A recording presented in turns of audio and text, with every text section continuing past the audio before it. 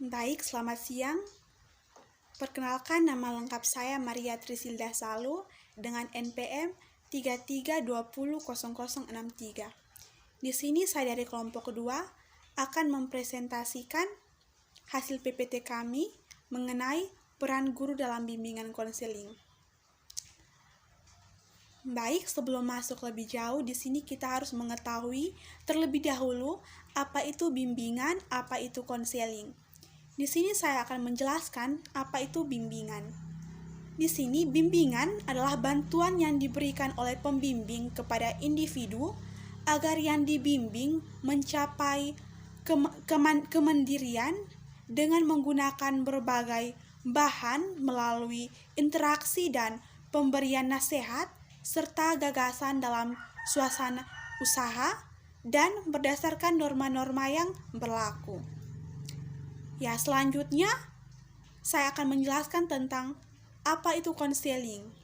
Ya, di sini konseling adalah kontak atau hubungan timbal balik antara orang, yaitu konselor dan klien, untuk menangani masalah klien yang didukung oleh keahlian dan dalam suasana yang laras dan interaksi berdasarkan norma-norma yang berlaku untuk tujuan berguna bagi klien. Baik, setelah kita mengetahui apa itu bimbingan dan apa itu konseling, sekarang kita masuk apa itu bimbingan konseling. Ya, di sini bimbingan konseling adalah proses bantuan atau pertolongan yang diberikan oleh pembimbing atau konselor kepada individu atau konseling melalui pertemuan tatap muka atau hubungan timbal balik antar keduanya agar konseling memiliki kemampuan melihat dan menemukan masalah serta mampu memecahkan masalahnya sendiri. Dari saya sekian. Baik, terima kasih. Di sini saya akan melanjutkan penjelasan dari teman saya. Saya akan menjelaskan fungsi dan tujuan daripada bimbingan konseling di sekolah. Seperti yang kita lihat bahwa sekarang ini bimbingan konseling merupakan salah satu mata pelajaran wajib di lembaga pendidikan SMP dan SMA.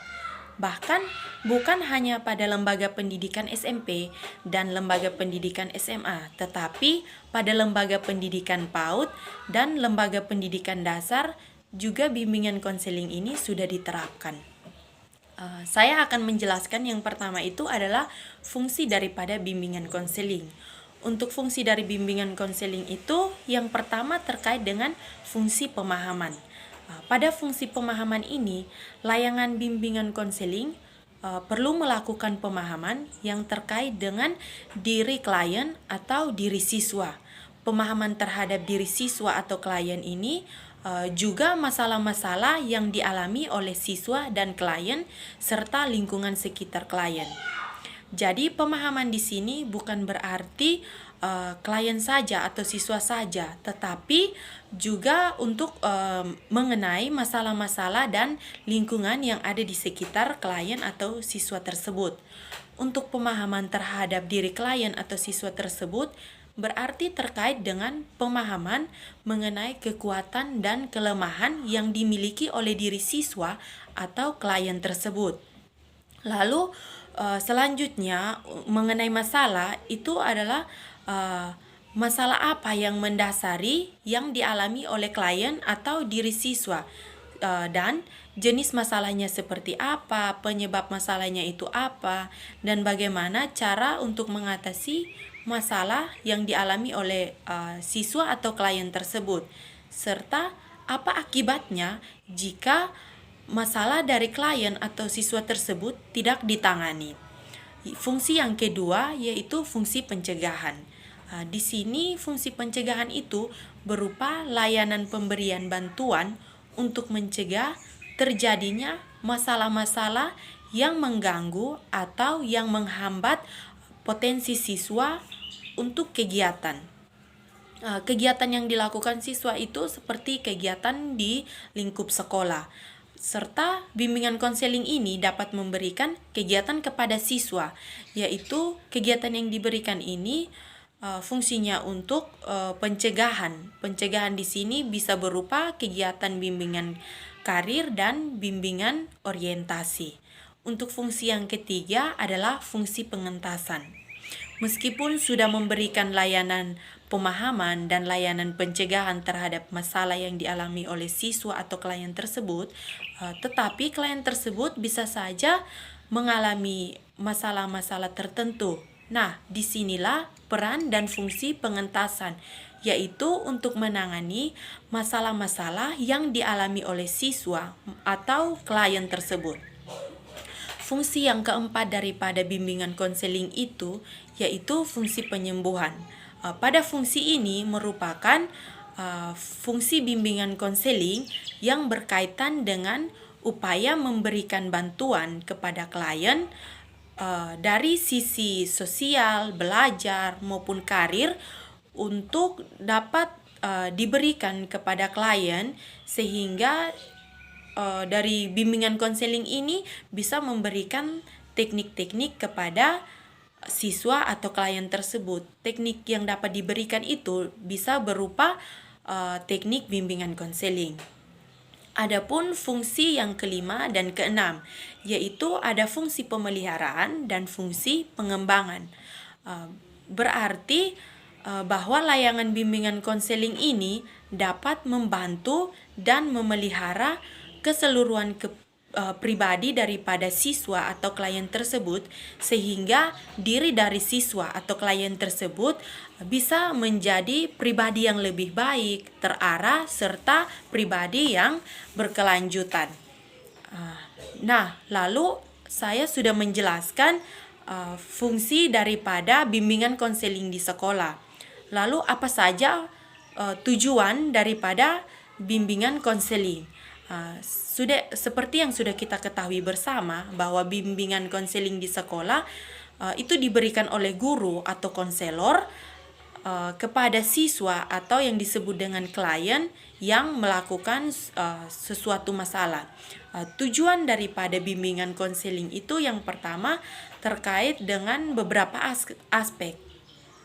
Aspek perkembangan siswa itu ada aspek pribadi, aspek sosial, aspek belajar maupun aspek karir. Yang kita lihat dari yang pertama itu adalah aspek pribadi. Dari sisi individu di sini bimbingan konseling di sekolah ini membantu siswa untuk menemukan jati diri yang sebenarnya. Dirinya itu seperti apa yang dia sukai dan apa yang tidak dia sukai, serta apa saja yang bisa membuat diri dari siswa atau klien tersebut itu senang maupun apa saja yang dapat menyebabkan siswa itu menjadi marah. Nah, itu kalau kita lihat dari sisi pribadi. Sedangkan kalau kita lihat dari sisi aspek sosial, itu berarti bimbingan konseling di sini membantu siswa atau klien untuk menyesuaikan diri dengan lingkungan sekitarnya. Berarti bagaimana cara siswa tersebut memperbaiki dirinya agar ia dapat berinteraksi dengan baik dengan lingkungan sekitarnya itu. Itu pun kalau kita lihat dari aspek sosial. Jika kita lihat dari perkembangan belajar, itu berarti bimbingan konseling ini tujuannya itu untuk membantu siswa menemukan gaya belajar apa yang tepat untuk diri siswa atau klien tersebut. Di sini berarti gaya belajarnya itu bagaimana siswa dapat memotivasi dirinya sendiri dari sisi perkembangan belajar. Lalu yang terakhir adalah sisi perkembangan karir. Pada sisi perkembangan karir ini, tujuan dari bimbingan konseling itu adalah untuk menentukan siswa atau klien sehingga pada jenjang terakhir siswa tersebut itu apakah ia mau melanjutkan pendidikannya ke jenjang pendidikan perguruan tinggi atau dia mau bekerja atau dia mau menemukan bakat yang ada di dalam diri tersebut. Pada perkembangan ini Peran penting guru BK yaitu membantu siswa untuk menemukan bakat dan minat yang ada di dalam dirinya. Seperti pada siswa kelas 3 SMA. Siswa kelas 3 SMA yang akan tamat ini, ketika dia tamat, kira-kira dia ingin melanjutkan perkuliahannya. Jadi siswa SMA kelas 3 ini harus mendapatkan bimbingan dari guru BK SMA sehingga pada saat dia tamat, kira-kira jurusan apa yang akan dia pilih untuk melanjutkan jenjang pendidikannya ke perguruan tinggi. Mungkin di sini penjelasan saya. Terima kasih. Perkenalkan, nama saya Maria Krisanti Biti. Saya akan melanjutkan materi presentasi kami. Masalah siswa di sekolah. Masalah siswa di sekolah dibagi dalam 5 bagian, yaitu yang pertama, perkembangan individu, yang kedua, perbedaan individu, yang ketiga, kebutuhan individu, yang keempat, penyesuaian diri dan kelalaian tingkah laku, yang kelima, masalah belajar. Selanjutnya, klasifikasi masalah. Klasifikasi masalah juga dibagi dalam 5 bagian. Yang pertama, individu dengan Tuhannya. Yang kedua, individu dengan dirinya sendiri. Yang ketiga, individu dengan lingkungan keluarga. Yang keempat, individu dengan lingkungan kerja. Yang kelima, individu dengan lingkungan sosial. Dan selanjutnya, orientasi umum. Orientasi umum dibagi dalam 4 aspek. Yang pertama, pelayanan. Yang kedua, pelayanan pendidikan. Yang ketiga, kaidah-kaidah psikologi. Yang keempat, aspek-aspek sosial budaya. Terima kasih. Baik, perkenalkan nama saya Maria Yudit Seran dengan NPM 33200053. Di sini saya akan melanjutkan presentasi pada slide ke-14 tentang pelayanan. Yang pertama, memberikan manfaat atau jasa sesuai dengan fungsi, bimbingan dan konseling, yaitu 1. Pemahaman, 2. Pencegahan, 3. Pengembangan atau pemeliharaan, keempat, pengentasan, yang kelima, advokasi. Yang kedua, tentang pelayanan pendidikan. Bimbingan dan konseling pada dasarnya merupakan proses pendidikan yang di dalamnya berisi kegiatan belajar peserta didik atau klien yang bersifat normatif sesuai dengan nilai-nilai normal dan norma yang berlaku. Perkenalkan, nama saya Januria Feby Asten dengan NPM 33200038. Di sini kita langsung saja. Di sini saya akan membahas tentang orientasi khusus. Orientasi khusus itu dia dibagi menjadi 3. Yang pertama kita lihat orientasi perorangan. Nah, di sini orientasi perorangan itu adalah suatu layanan bimbingan konseling yang menghendaki seseorang konselor untuk menitikberatkan pandangannya terhadap setiap individu dan mengikuti kaidah-kaidah sebagai berikut. Di sini kita lihat yang pertama itu individu itu diarahkan bagi peningkatannya mewujudkan diri individu yang menjadi sasaran layanan. Dan yang kedua itu pemahaman karakteristik individu yang unik untuk mencapai perkembangan yang optimal. Dan yang ketiga itu setiap peserta didik atau klien diterima dan ditangani menurut kondisi individunya. Dan yang keempat itu menyesuaikan program-program layanan dengan kebutuhan peserta didik atau klien secara tepat. Dan kita lihat poin yang kedua itu tentang orientasi perkembangan. Orientasi perkembangan ini dia memberikan kemudahan pada klien bagi gerak individu menjalani alur dan tahap-tahap perkembangan menuju kematangan perkembangan. Oke, baik, terima kasih. Saya di sini akan melanjutkan materi selanjutnya yang ketiga, orientasi permasalahan. Bimbingan dan konseling berupaya mewaspadai kemungkinan timbulnya masalah melalui layanan yang memiliki fungsi pencegahan jika individu sudah terlanjur mengalaminya.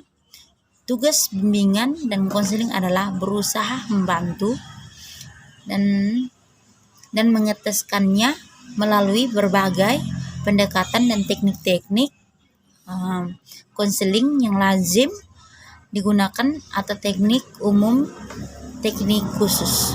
Terima kasih.